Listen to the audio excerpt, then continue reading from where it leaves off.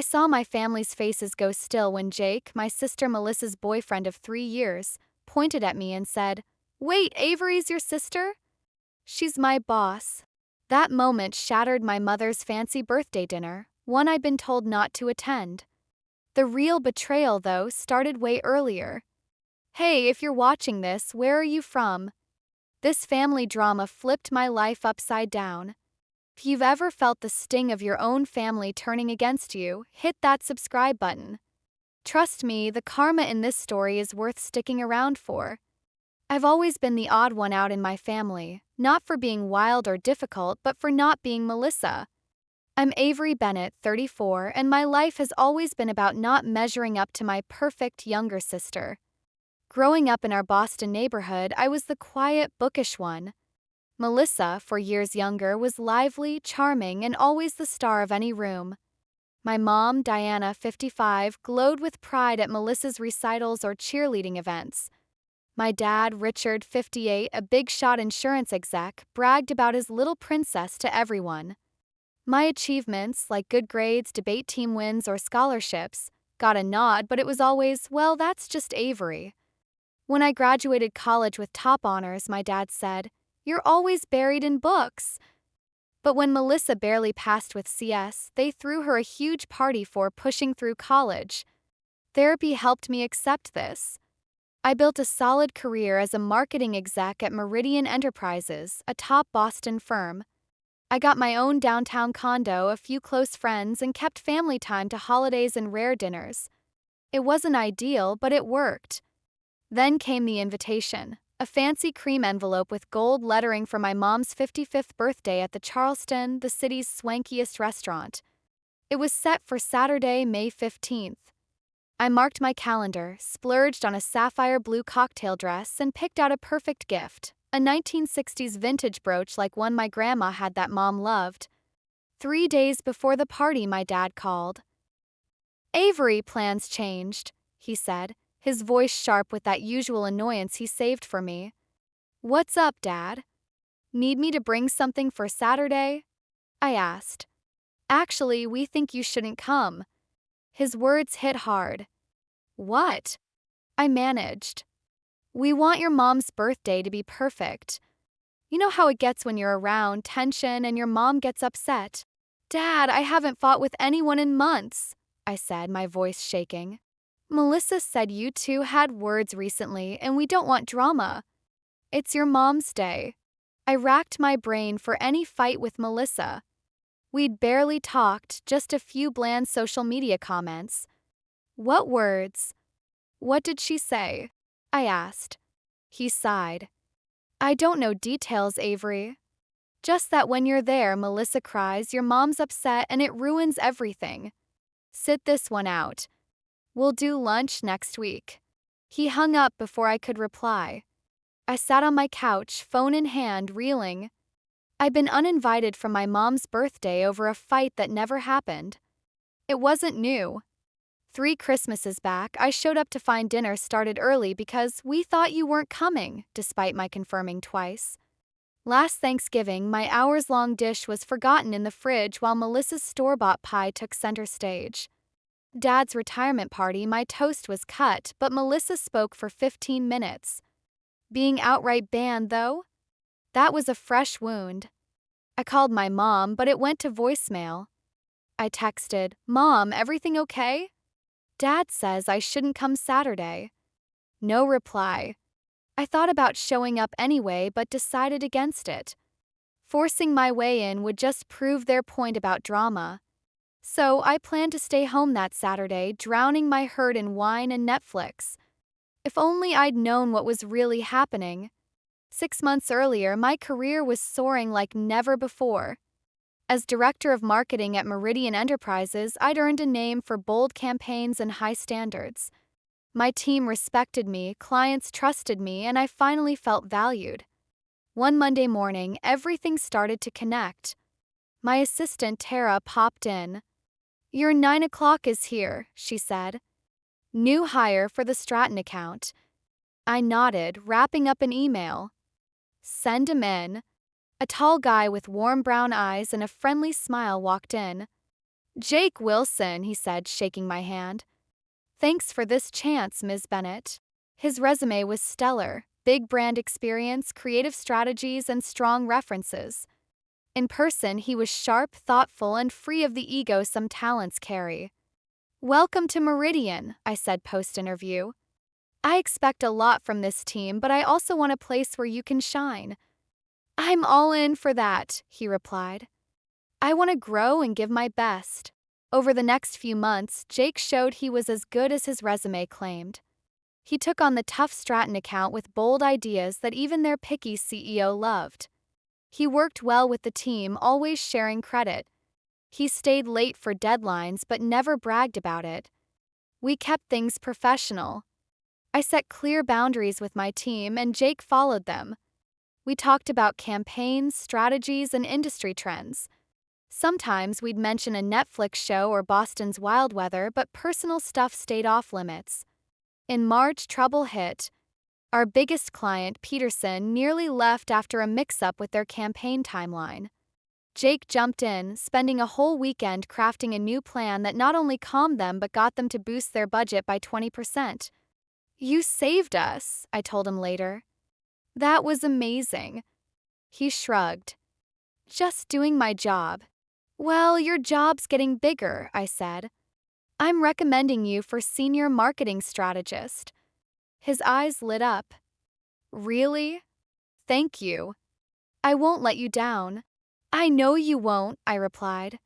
Through that, Jake and I worked closer on big projects. One late night, waiting for design mock-ups, we got a bit personal. Any weekend plans? I asked casually. Yeah, it's our 3-year anniversary, he said. Congrats, I replied. 3 years is big. He smiled softly. It's had ups and downs, but she's worth it. You. I shook my head. Just catching up on reading. That was it for personal talk. Jake never named his girlfriend, and I didn't ask. Work was my safe space, especially after growing up with Melissa's drama. In early May, Jake's promotion went through. We celebrated with the team at a fancy downtown restaurant. Champagne flowed, and I let myself relax a bit. During dessert, Jake's phone rang. Sorry, I need to take this, he said, stepping outside. Heading to the restroom, I overheard him. Hey. Yeah, it's going great. I miss you, too. Love you, Mel. Mel? It didn't click. Plenty of names shortened to Mel, Melissa, Melanie, Melody. I let it go. If only I'd realized sooner. 2 days before my mom's birthday dinner, the one I'd been banned from, I was checking emergency contact forms for a company retreat. Routine stuff. Then I saw Jake's file, emergency contact Melissa Bennett. I froze, staring at the name. Bennett's common, right? There could be tons of Melissa Bennetts. But in Boston? Dating a marketing guy named Jake Wilson? This can't be real, I muttered in my empty office. I checked Jake's file again. His address was in the South End, where Melissa moved last year, complaining her old place was too small for parties. Hands shaking, I opened Instagram. Melissa and I followed each other, but we barely interacted beyond polite likes. Her posts showed brunches, shopping, gym selfies, and vague mentions of a boyfriend, date night with my love, or 3 years with this one, but no clear shots of him, just hands or a shoulder. I scrolled back years. Then I saw it, a New Year's party photo from a 1.5 years ago. Melissa, front and center, with Jake Wilson in the background, unmistakable. It hit me hard. My sister had been dating my employee for over a year, and neither said a word. I just promoted Jake, and now I was uninvited from Mom's birthday. This wasn't chance, it was a setup. I called my best friend Erin, who'd seen Melissa's antics my whole life. Am I losing it? I asked, spilling everything. Avery, you're not crazy, she said firmly. This is classic Melissa. Remember when she got chummy with your college roommate and then Jennifer started spreading lies about you? The memory hurt. Jennifer and I were close until Melissa visited. Then Jennifer turned cold, saying I'd mocked her behind her back. Or when she dated your high school boyfriend right after your breakup and bragged he liked her more? Aaron went on. That stung too. Tyler and I dated for a year at 16.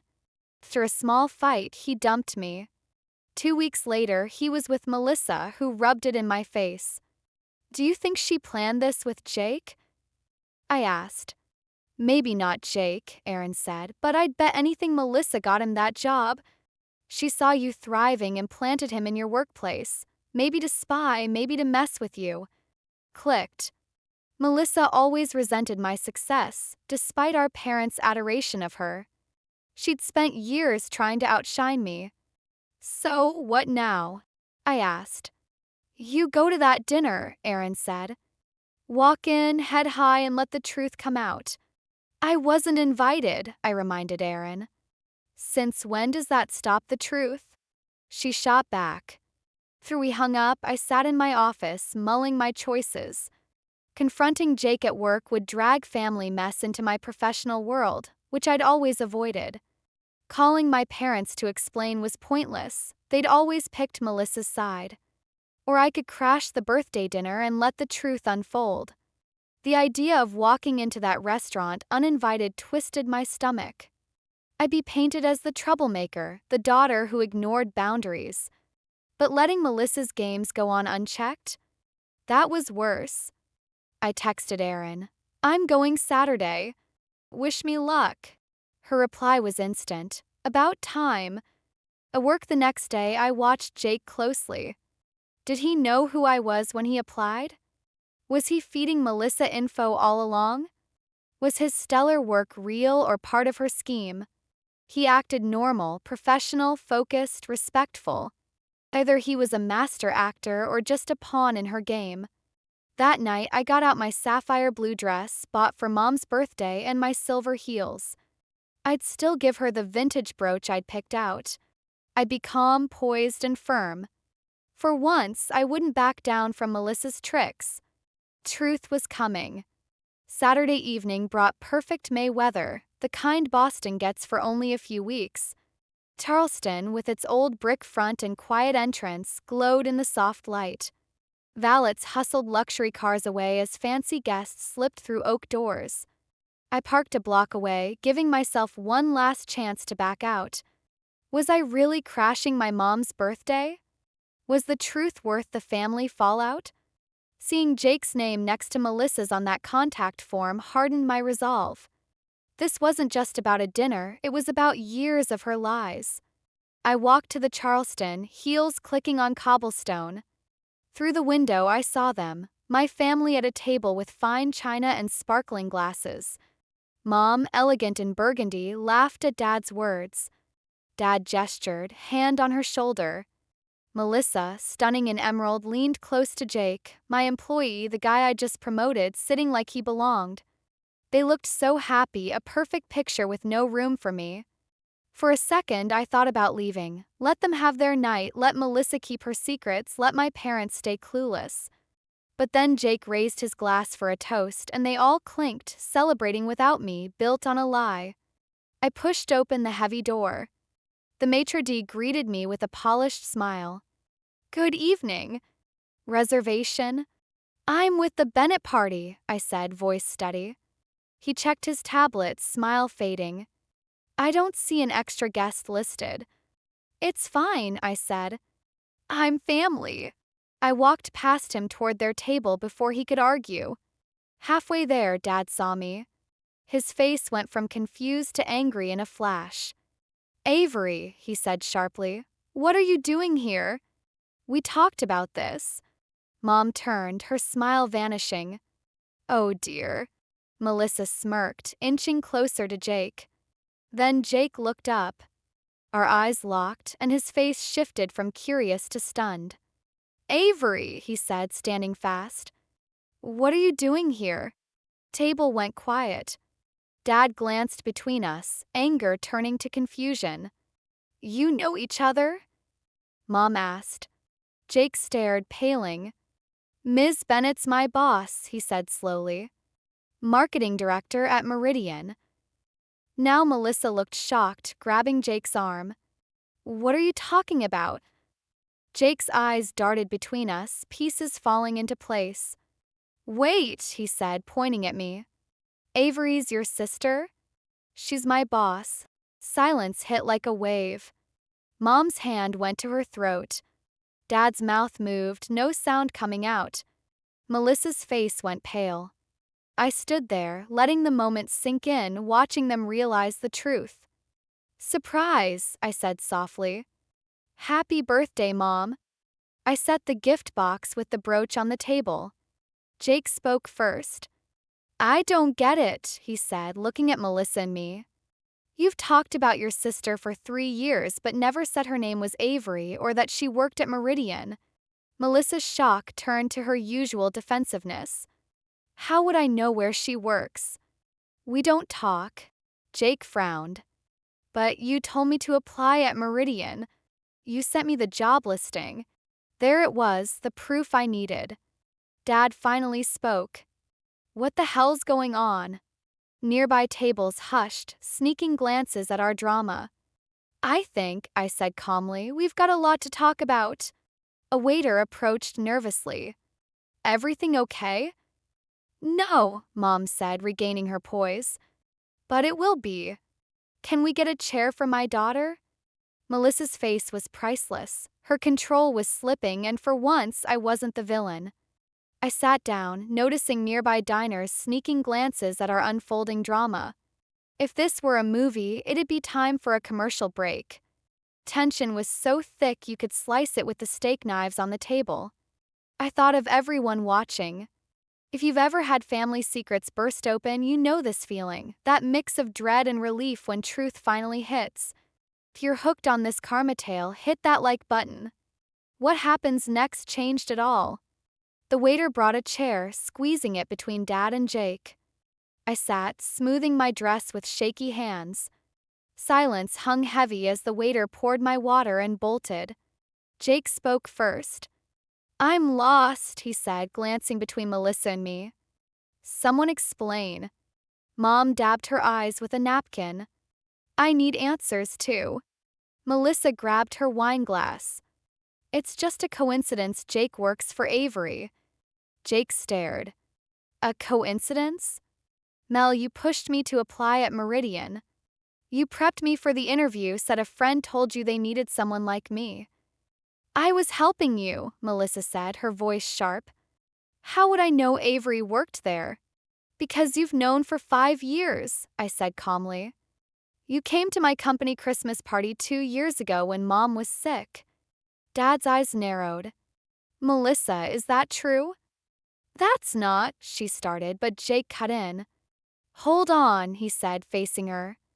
You always called your sister stuck up or better than everyone, and never said her name was Avery or that she was in marketing. I talk about lots of people, Melissa snapped. I don't give everyone's life story. But she's your sister, Jake pressed. For 3 years, you made her sound like some distant relative, not someone I work with every day. Mom looked upset. Jake, how long have you worked for Avery? 6 months, he said. She promoted me last week, he added, realization hitting, right before you uninvited her from this dinner. All eyes turned to Dad, who squirmed. That's not related, he mumbled, sounding unsure. Dad, I said, why was I uninvited? You said Melissa claimed we fought. What did she say? He looked trapped. She said you argued about something. About what? I pushed. I don't recall exactly, he admitted. Something about you threatening her relationship. Jake's head whipped to Melissa. You told them Avery threatened us? Why? Melissa's cool was crumbling. You don't get it. She's always been jealous, always trying to take what's mine. What have I taken, Melissa? I asked, staying calm despite my anger. Everything, she hissed. You were the smart one, the perfect one. Why can't you be like Avery? Even when they gave me everything, it was always about you. Mom gasped. That's not true. It is, Melissa insisted. And now she's after Jake. Jake looked stunned. After me, Avery's my boss. It's been strictly professional. Please, Melissa scoffed. Powerful boss, male employee, it's a cliche. Her accusation was so wild I nearly laughed. Melissa, I didn't know Jake was your boyfriend until 2 days ago when I saw your name as his emergency contact.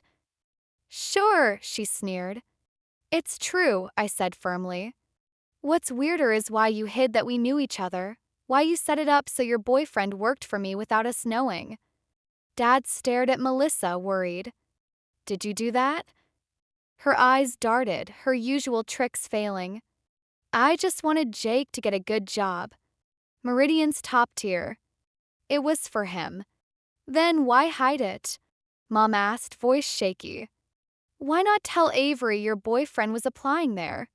She'd have ruined it, Melissa burst out.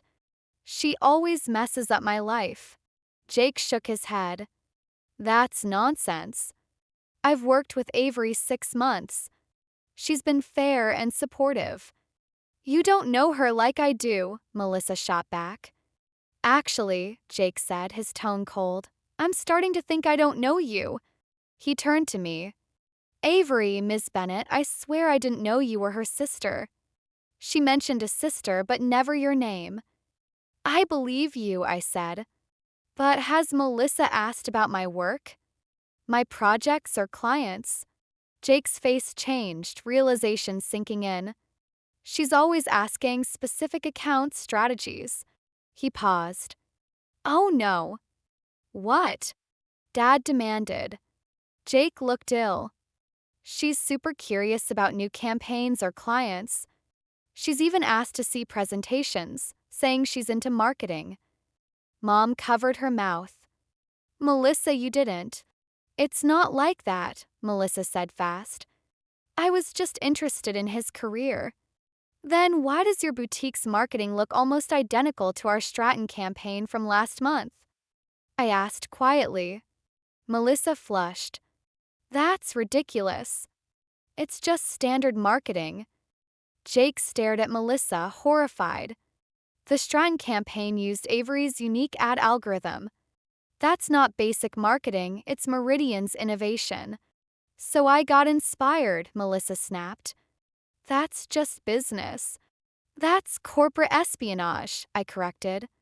And it could be illegal depending on what you took. Dad, obsessed with looking proper, looked sick. Melissa, tell me you didn't use Jake to steal from your sister's company. I didn't steal, she insisted. Jake shared because he loves me and wants me to succeed. Jake stood up fast.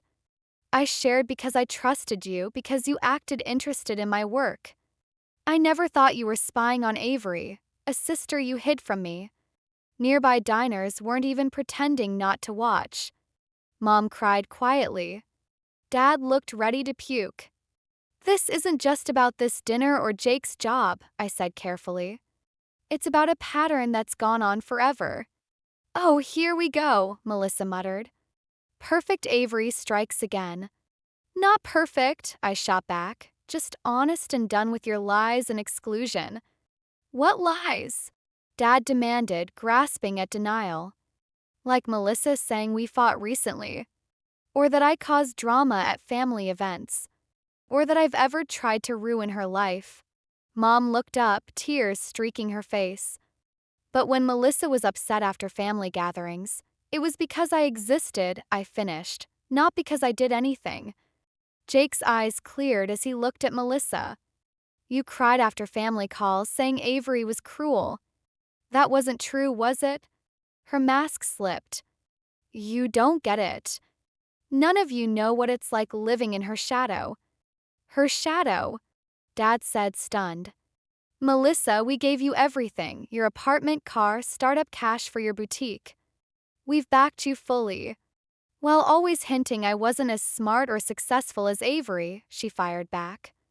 Mom shook her head. That's not true, honey. We're so proud of you. For what? Melissa demanded. What have I done to match perfect Avery? Her pain silenced us. Despite it all, I felt a twinge of pity. Had she really felt inferior all these years? Melissa, I said softly, I've spent my life feeling I wasn't enough for this family, that my achievements didn't matter because I wasn't you. She looked shocked. That's absurd. They adore you. They respect my work, I corrected. They've never loved me like they love you. My parents shared a troubled look. Jake watched, thoughtful. Now I see why you kept me from your family, Mel, he said. It wasn't about them, it was about keeping me from Avery. She didn't deny it. But why? He pressed. Did you push me to work for her if you were scared we'd connect? Mom's eyes sharpened. Good question. Melissa's silence screamed guilt. You wanted me to fail, I realized aloud. You put Jake in my department to undermine me, steal my ideas, or catch me slipping. I wanted you to feel what I feel, Melissa burst out. To have someone take what's yours to feel less special. Her raw honesty stunned us. Jake broke the quiet. So our whole relationship was a game to hurt your sister?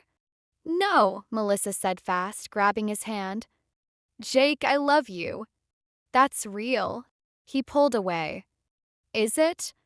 It feels like I was a pawn in your sibling feud. You've been lying to me for 3 years. Not about us, she pleaded. But the trust was gone, shattered in half an hour of truth. Mom's birthday dinner was wrecked, but for the first time in years, we were talking honestly. As the shock faded, Dad ordered drinks. We all need this, he said grimly. No one argued. Jake shifted his chair away from Melissa, the space between them matching their emotional divide. Mom dabbed her eyes, careful of her makeup. This isn't just about tonight, I said as the waiter left. It's about patterns from our childhood. What patterns? Dad asked, defensive. We treated you girls the same. Jake looked doubtful but stayed quiet, an outsider to our family's collapse. Dad, I said gently, it was never equal, but that's not the point. It's Melissa's sabotage. She rolled her eyes. Here comes the victim act. Want to talk about my Harvard application? I asked her directly. Her face paled, but she kept her defiance. What about Harvard? Mom asked. I took a deep breath, ready to open an old wound. Senior year, I was waitlisted at Harvard, my dream school. My grades and activities were top-notch, so it didn't add up. Then that summer, Mrs. Patel next door said she was sad I'd withdrawn my application. Dad frowned. But you didn't withdraw it. Exactly, I said. Someone called admissions, pretending to be me, using my social security number and details to pull my application. Mom gasped. No way. I checked with Harvard, I said, staring at Melissa. The call came from our house when I was at debate nationals. Only you were home. Melissa's face went pale. Did you do that? Dad asked, his voice low and tense. She gave a tiny nod. She was leaving, she whispered. Everyone was so proud Avery's going to Harvard and I'd be left behind, forgotten. Mom made a pained sound. Melissa, how could you? It turned out fine, Melissa said defensively. She went to Boston University and thrived. That's not the point, Dad snapped, voice shaking. You sabotaged your sister's future. It wasn't the only time, I said softly. Jake, who'd been quiet, looked at me. There's more. I nodded. Remember Tyler, Mom? My high school boyfriend. She nodded. You two were so cute until that sudden breakup. It wasn't sudden or my choice, I said. Tyler dumped me out of nowhere. 2 weeks later, he was with Melissa. They seemed better matched, Mom said weakly. They dated 3 weeks, I countered. Years later, at an alumni event, Tyler told me Melissa showed him fake diary entries, supposedly mine, saying awful things about him and admitting I cheated. Dad turned to Melissa. Is that true? She stared at her wine glass. We were teens. Teens do dumb stuff. Not like that, Jake said sharply. That's cold and calculated. Then there was Grandpa's business, I went on, the truth pouring out. He wanted to bring one of us into his consulting firm. I was interested, but he changed his mind after hearing I wasn't reliable. Dad shifted. He mentioned something about your work ethic. I'd never missed a deadline, I said. But rumors spread I was flaky. Rumors Melissa could have cleared up but didn't. You wouldn't have liked it there, Melissa muttered. That wasn't your call, I shot back. What about the trust fund? Jake asked suddenly. We all looked at him. What trust fund?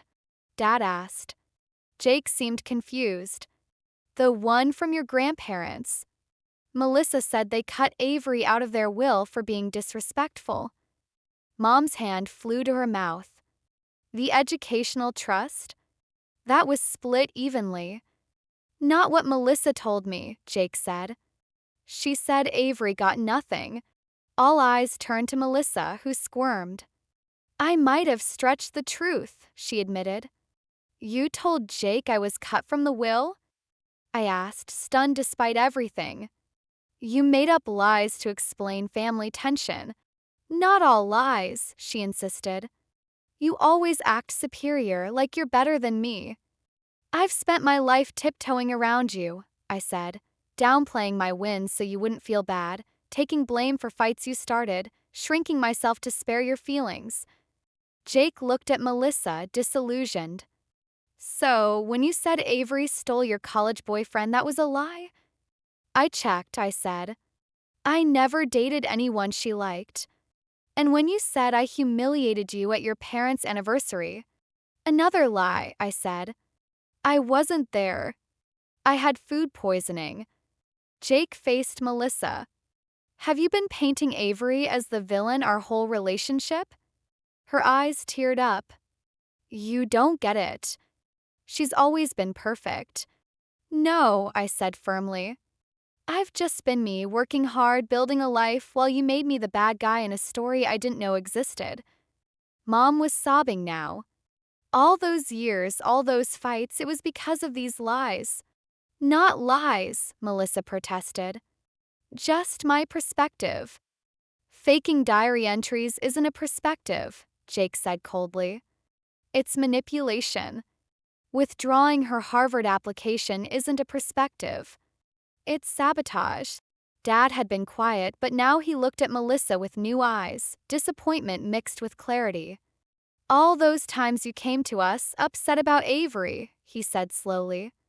Were any of those true? Her silence said it all. And we believed you, Mom whispered. Every time without asking Avery's side because she was your favorite, I said quietly. It was easier to blame me than to think Melissa might be lying. That's not why, Dad started, then paused, sharing a look with Mom. Then why? I asked. Mom took a deep breath. We thought Melissa needed us more. You were always so strong, so independent. She seemed more fragile.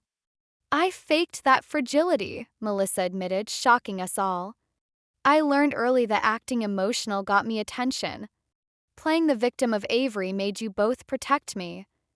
Her raw honesty hung heavy. And I let it happen, Dad said heavily, because it was easier than admitting I struggled to connect with my oldest daughter. His words hit hard. I'd always thought the distance was my fault. Jake stood suddenly. I need air. He walked out without looking back. Melissa started to follow but sank back down. He needs space, I said softly. This is your fault, she hissed, her brief vulnerability gone, replaced by anger. You've ruined everything. No, Melissa, Dad said firmly. You can't blame Avery. This is on you. Mom's dream birthday dinner was a mess of painful truths and broken illusions. Perfect cake sat untouched, mocking the celebration. Jake returned after a few minutes, his face calm but distant. Sorry for walking out, he said stiffly. This has been eye-opening. Jake, Melissa tried, reaching for his hand. He pulled away gently. Not now, Mel. I need time to process. Mom, ever the peacemaker, tried to save the night. Maybe we should order dessert. The cake looks nice. No one had the heart to say cake couldn't fix this. The next morning, I got to work early, sleepless from the weekend's drama. I'd spent the night planning how to handle things professionally. I was reading the employee handbook on conflicts of interest when Jake knocked. He looked as exhausted as I felt. "Can I come in?" he asked formally. I nodded, pointing to the chair across my desk. The air was tense.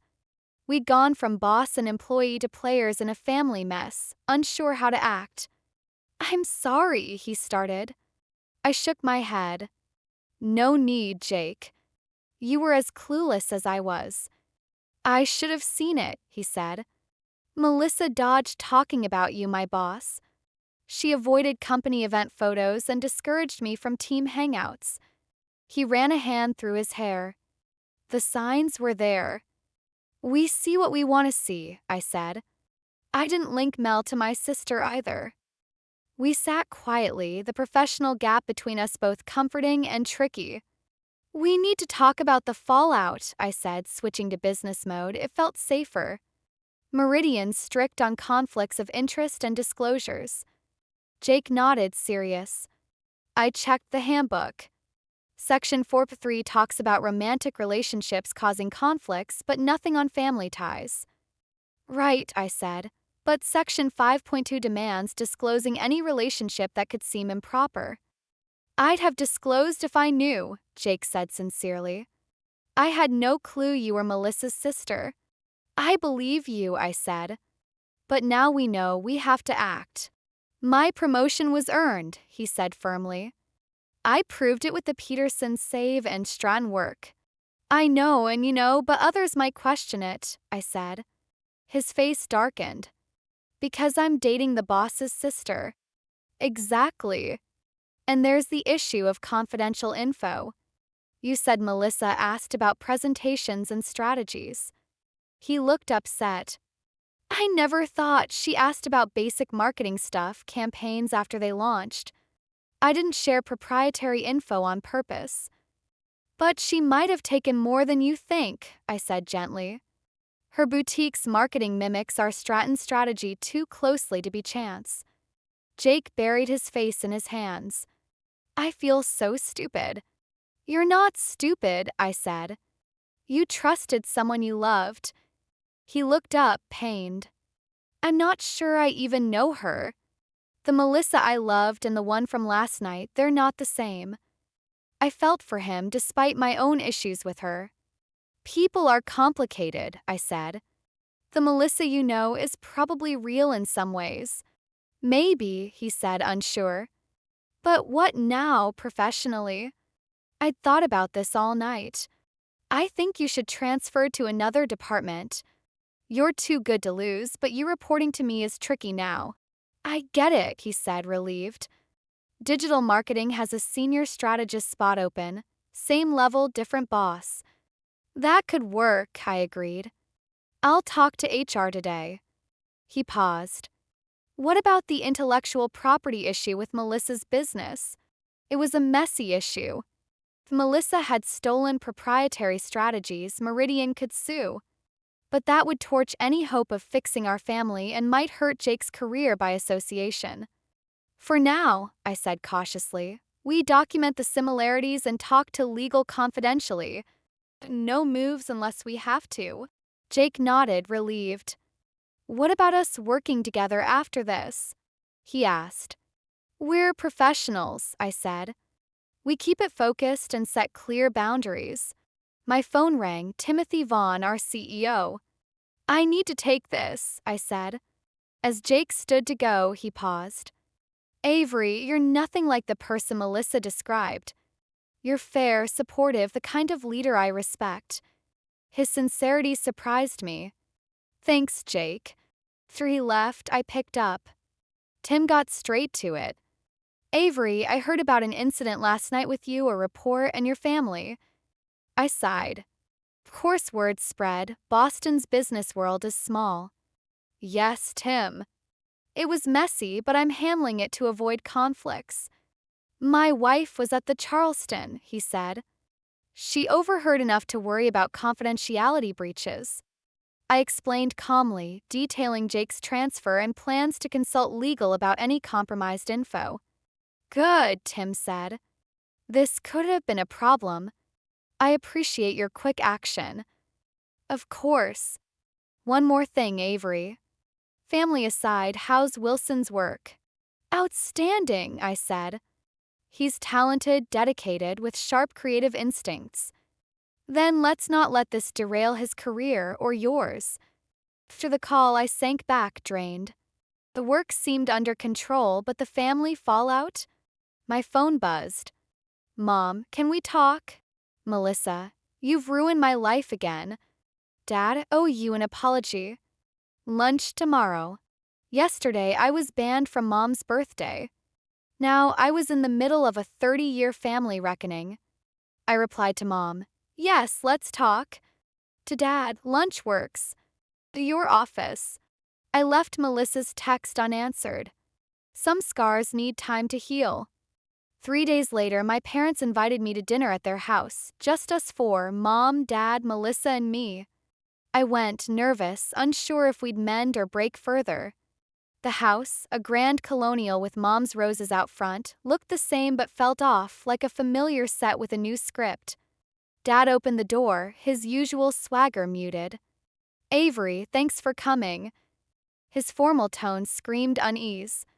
Inside, Mom arranged flowers in the dining room, her smile tight but real. You came, she said like she thought I'd bail. I said I would, I replied. Melissa sat at the table, glued to her phone. She barely looked up. Jake dumped me, she said flatly. Happy now? Melissa, Dad warned. What? It's true. 3 years gone because of her. Because of the truth, I said gently, not me. Mom sat, flowers done. Let's try to talk civilly. We have a lot to cover. Her roast chicken dinner was a peace offering, but no one was hungry. We served and ate anyway, the routine grounding us in the awkwardness. How's work? Dad asked, grasping for normal. Tricky, I said, but I'm managing. Jake's transferring departments. He's thinking of leaving Meridian altogether, Melissa said bitterly. Starting over somewhere else. Her tone implied I was to blame. His choice, I said evenly. He's talented, I hope he stays. You love his talent, Melissa muttered. Enough, Dad snapped. We're not here to point fingers. We're here to figure out how we got here and what's next. Mom set down her fork.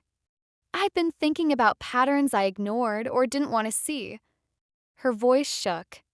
Avery, I owe you an apology. We all do. Her words hit hard, validating and heartbreaking after years as the family scapegoat. Why? I asked softly.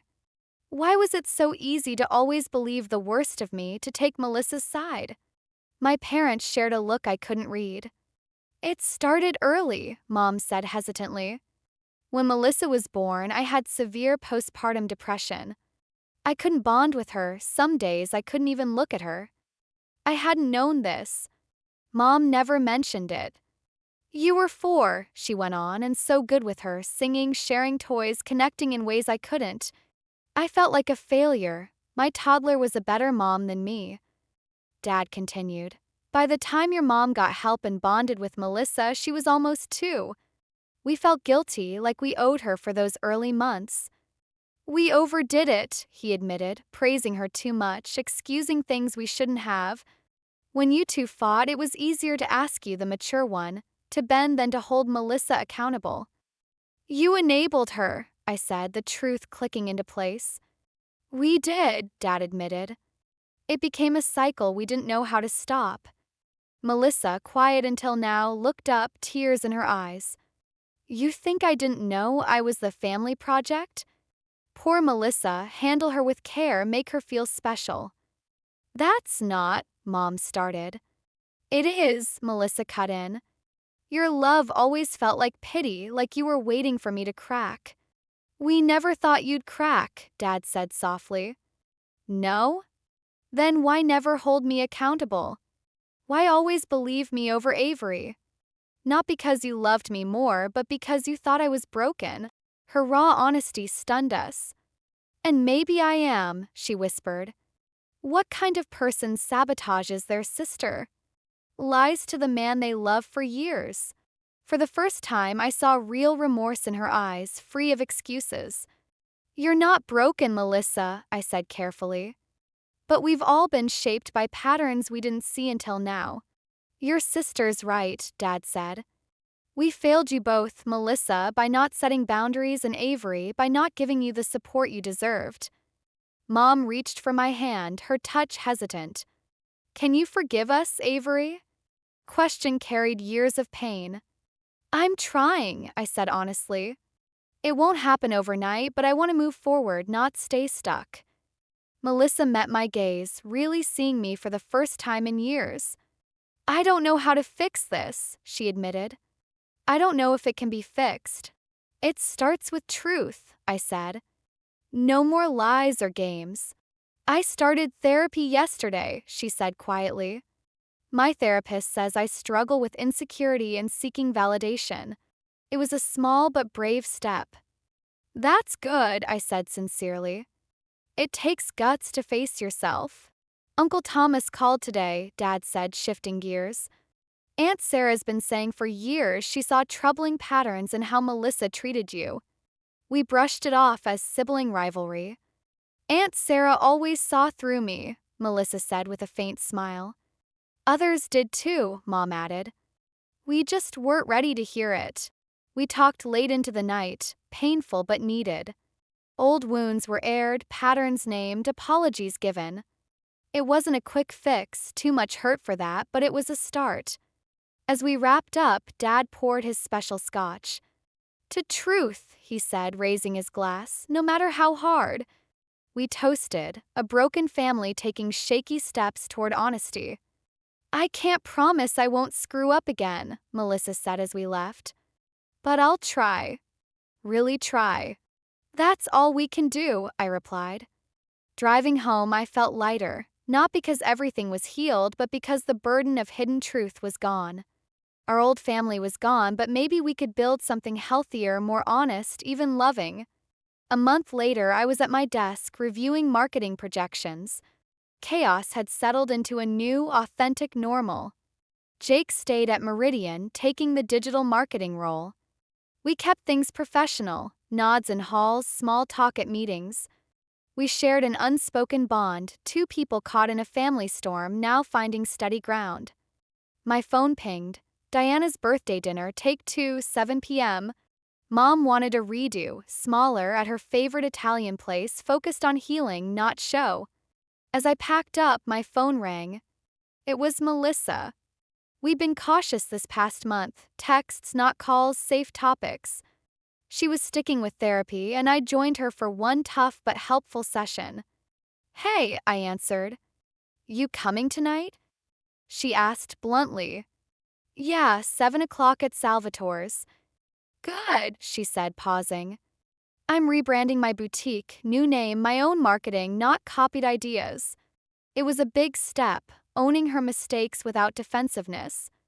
Smart move, I said. I can offer some general marketing tips if you want, as your sister, not a rival. I'd like that, she said softly. See you tonight.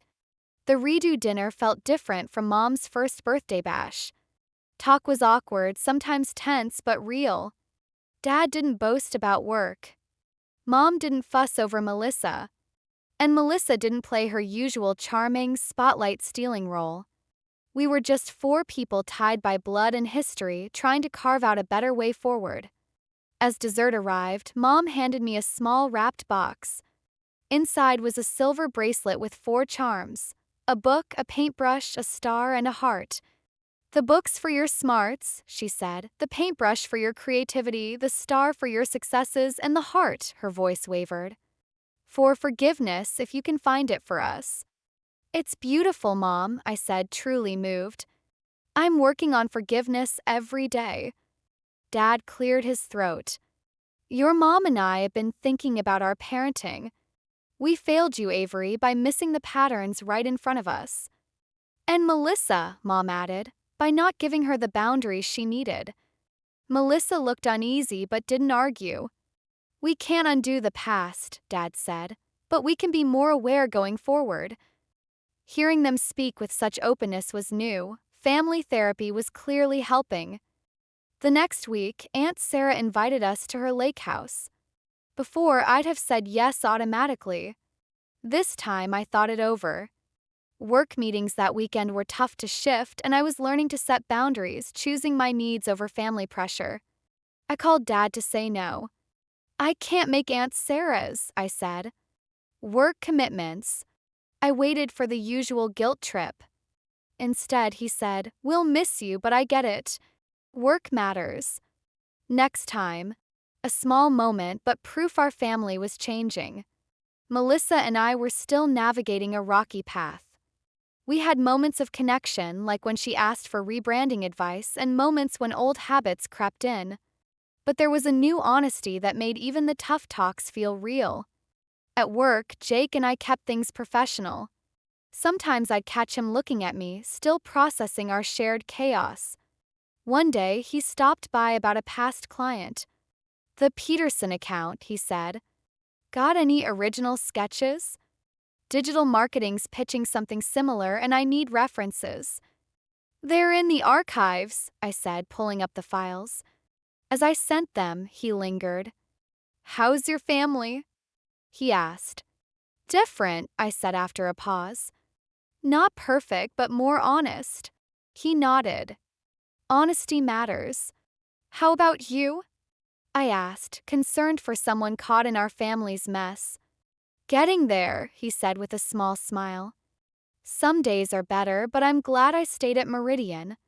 The work still means something. I'm glad you stayed, I said. You're a real asset. After he left, I thought about how tangled our lives had become. Jake wasn't just an employee or my sister's ex.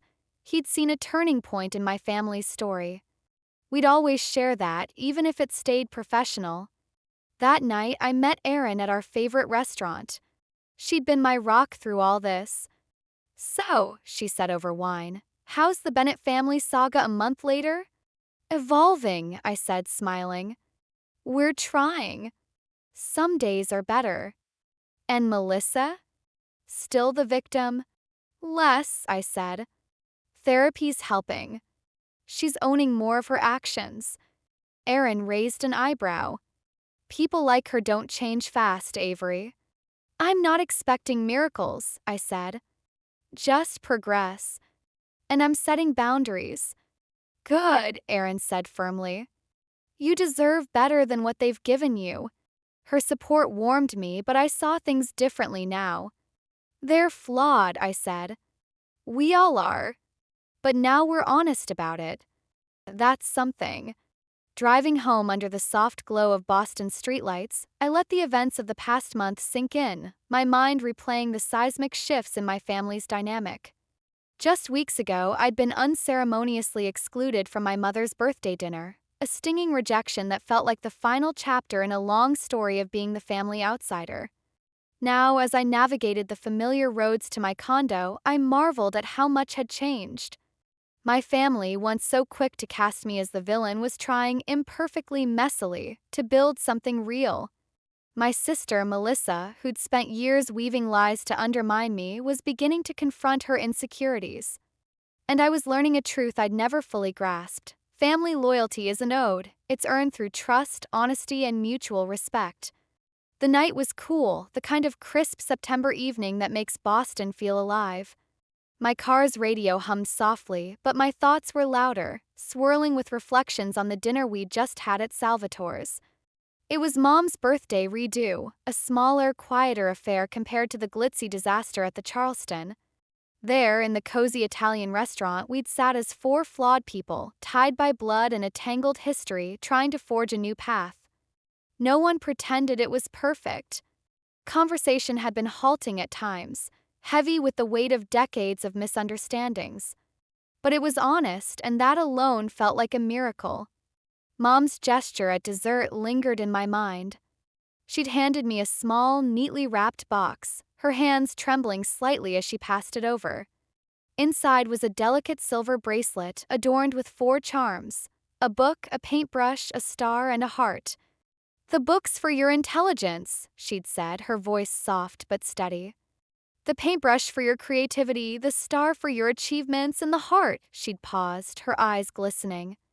"The heart is for forgiveness, if you can find it in you to forgive us." I'd traced the charms with my fingertip, feeling the weight of her words. "It's beautiful, Mom," I'd said, my throat tight. "I'm working on forgiveness every day." And I meant it. Forgiveness wasn't a switch I could flip. It was a process, one I was committed to navigating step by painful step. Dad's words at that dinner had hit even harder. He'd cleared his throat, his usual confidence replaced by a rare vulnerability. "Your mother and I have been reflecting on our parenting," he'd said. "We failed you, Avery, by not seeing the patterns unfolding right under our noses. And we failed Melissa by not giving her the structure she needed." Hearing him admit that was like a dam breaking. For years, I'd internalized their distance as my fault, as if my seriousness, my drive, made me unlovable. Now they were owning their role in our fractured family, and it was both validating and heartbreaking. Melissa, too, had surprised me. She'd sat quietly for much of the dinner, her usual flair subdued. When she spoke, there was a rawness I'd never heard before. "I always knew I was the family project," she'd said, her voice thick with unshed tears. "Poor Melissa, handle with care, make her feel special." But it wasn't love, it was pity. Her admission stunned me. All this time, I'd envied the way our parents doted on her, but she'd felt like a fragile thing they were afraid would shatter. Didn't excuse her lies or sabotage, but it gave context to the pain that drove her. The road ahead wouldn't be easy. Decades of dysfunctional patterns don't unravel in a month. There'd be stumbles, moments when old hurts would flare, when new conflicts would test our fragile progress. But for the first time in my 34 years, I felt a flicker of hope. Not for a perfect family, perfection was a fantasy, but for something real, grounded in truth rather than illusions. As I pulled into my driveway, my phone chimed with a text from Mom. "Thank you for being patient as we learn to do better. Love you." The words, so simple yet once unimaginable, warmed me. I typed back, one day at a time, "Love you too." That exchange, brief as it was, encapsulated the shift. We weren't pretending everything was fixed. We were acknowledging the work ahead, the slow, messy process of rebuilding. And that felt like enough for now. If there's one thing this ordeal taught me, it's that family karma catches up. The lies, the manipulations, the years I spent as the scapegoat in my own family's story. All of it unraveled in one explosive moment when Jake, Melissa's boyfriend, pointed at me at that birthday dinner and said, "Wait, Avery's your sister?" "She's my boss." That single sentence shattered the carefully constructed narrative Melissa had built, exposing truths we'd all avoided for too long. I thought about Jake, who'd been unwittingly drawn into our family's chaos. At work, we'd settled into a professional rhythm, nodding in hallways, exchanging polite words at meetings. He'd stayed at Meridian, taking the digital marketing role, and I was glad. He was talented, and despite the personal fallout, I respected his work. A few days ago, he'd stopped by my office, asking about old Peterson account sketches for a new project. As I sent him the files, he'd lingered, asking, "How's your family?" Paused, considering. "Different," I'd said. "Not perfect, but honest." He'd nodded. Honesty matters. When I asked how he was holding up, he'd given a small smile. "Some days are better." I'm glad I stayed, though. The work keeps me grounded. "You're an asset," I told him, meaning it. Our connection was unique. Not friendship, not quite colleagues in the usual sense, but two people who'd shared a pivotal moment. He'd seen my family at its rawest, and I'd seen him grapple with the betrayal of someone he loved. That shared history would always linger, even if we kept it strictly professional. My relationship with Melissa was trickier. We were cautious with each other, like two people navigating a minefield. There were glimmers of progress, like when she asked for advice on her boutique's rebranding, genuinely open to my input. "I want it to be mine," she'd said, "not something I borrowed from you." It was a quiet acknowledgement of her past wrongs, and I respected it. But there were also moments when old patterns threatened to resurface, her defensiveness flaring, my instinct to pull back kicking in. Therapy was helping her, and the one session I joined had been tough but revealing.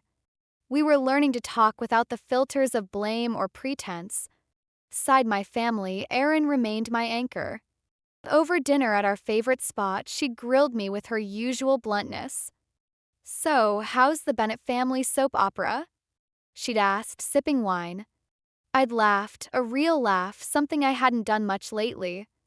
"Evolving," I'd said. "We're trying. Some days are better." She'd raised an eyebrow at Melissa's progress. "Therapy's great, but people like her don't change overnight." "I know," I'd said. "I'm not expecting miracles, just steps forward. And I'm setting boundaries." Erin had nodded, satisfied. "You deserve better than what they've given you, Avery." She was right, but I saw it differently now. My family was flawed, deeply so, but so was I. The difference now was honesty. We weren't hiding behind roles anymore. The perfect daughter, the fragile one, the distant parents. We were facing the mess, and that was worth something. The invitation to Aunt Sarah's lake house last week had been a test. In the past, I'd have gone, no matter my schedule, bending to family expectations. This time, I weighed my priorities. Work commitments were tight, and I was learning to value my own needs. When I told Dad I couldn't make it, I braced for pushback. Instead, he'd said, "We'll miss you, but I get it. Work's important. Next time." That small exchange felt like a victory, proof that boundaries were possible. As I settled into my condo that night, I thought about the bigger picture. This wasn't just about one family or one dramatic dinner. It was about what happens when buried truths finally surface, when the stories we tell ourselves unravel. For years, I'd been cast as the villain in my family's narrative, the serious sister who didn't fit. Now I was rewriting my role, not as a hero, but as someone who demanded honesty and respect. If you're watching this, maybe you've had your own moment when family secrets exploded, when you stood in the wreckage of lies and saw a chance for something real. Maybe you felt misunderstood, blamed for things you didn't do, or pushed to the margins of your own family. So you're not alone. These moments, as painful as they are, can be turning points. They can force us to face the truth, to rebuild on stronger foundations. I'd love to hear your stories, those raw, messy moments when family truths came to light, or when you found vindication after years of being unseen. Drop them in the comments below. If my journey resonates, hit that like button and subscribe for more stories about navigating family chaos and finding your truth. Share this with someone grappling with similar struggles. It might remind them they're not alone. Thanks for listening to my story. And remember, the hardest family truths, when faced with courage, can lead to healing. It's not a fairy tale, it's better. It's real.